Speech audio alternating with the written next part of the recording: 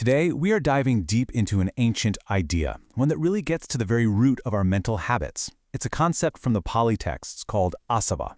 You can think of it as these subtle, hidden forces that are flowing just beneath our awareness, shaping our entire experience of the world, often without us even realizing it. Imagine you've got a slow, persistent leak somewhere in your house. You might not see the drip, drip, drip, but over time you definitely see the damage, right? A stain on the ceiling, a warp in the floor. Well, the asavas are just like that. They're the unseen leaks in our mind that over a long time cause some really deep and persistent problems. So, if these are the unseen leaks, we've got to figure out what they're made of. What exactly are these mental outflows?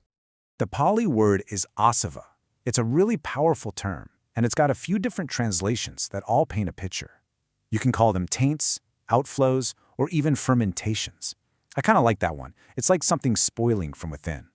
The core idea is that these are these deep-rooted mental pollutants that literally flow out from the mind, coloring our perception and ultimately binding us to suffering.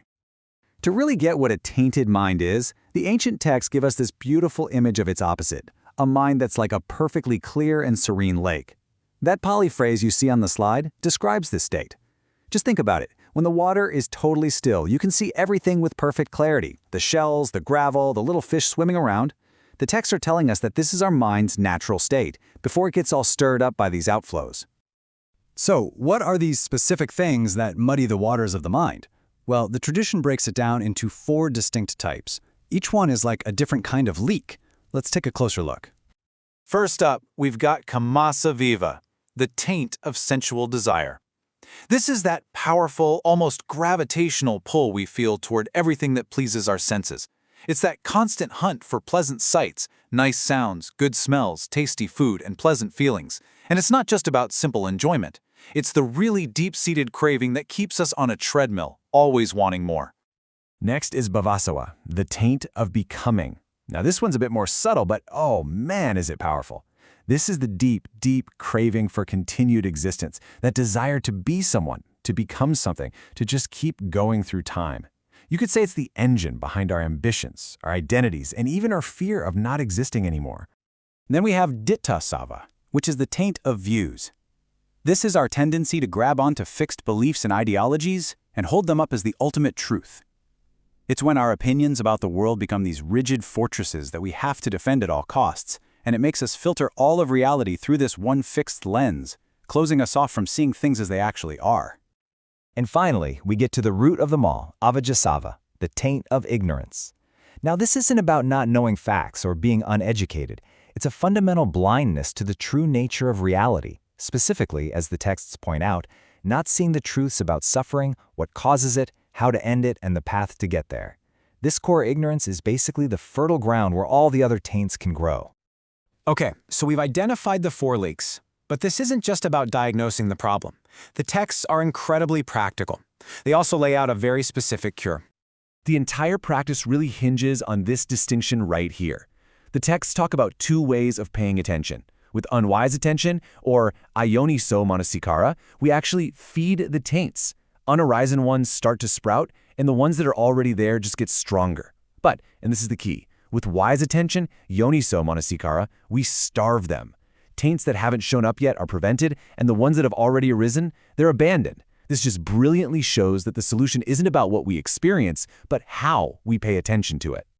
And all of this leads to the ultimate goal, which isn't just to manage or suppress these taints for a little while. Nope, it's to achieve what the texts call asavanam kayanyana, the direct personal knowledge that the taints have been completely and utterly destroyed at the root. We're talking about a state of final liberation. So that leads to a pretty fascinating question, right? What does a person actually look and act like once these outflows have completely stopped? Well, the texts have a specific name for a person like that, a kinasava, which means one whose taints are destroyed. The contrast is just stark. A mind with asavas is described as agitated, stained, and bound to suffering. It's constantly being pushed and pulled by these deep currents. But a mind without them? It's at peace. It's liberated, unstained, and crystal clear. The texts even say that such a person has gone beyond the sway of death, because the very forces that keep the cycle of becoming going have been completely extinguished. And this inner transformation has some profound real-world consequences. The sources are incredibly specific about this. A person who has destroyed the taints is described as being fundamentally incapable of certain actions. Their ethical core is so pure that things like intentionally killing or stealing or lying just become impossible for them. The inner purity just naturally manifests as outer impeccability.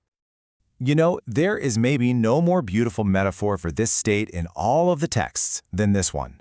The liberated mind is like a lotus leaf. Water can rule all over it, but it never sticks, it never soaks in, it never leaves a stain. A person like this can live in the world, experiencing everything it has to offer, but they remain completely unstained by it. So, this is a pretty amazing psychological map from over 2,000 years ago. But why should it matter to us, right here, right now, in our daily lives? Well, it matters because the asavas are just a way of describing the deep, unconscious patterns that run our lives. They are the hidden biases and cravings that create our automatic reactions, our emotional habits, and the very lens through which we interpret every single moment. Understanding them is the first step to seeing how our own minds build our reality and our suffering. And that brings us to the final and most crucial question. As you go about your day, just start to notice, which of these outflows? Is it the pull of desire, the drive to become something, the certainty of your own views, or is it a more fundamental blindness? Which one is most active in shaping your world?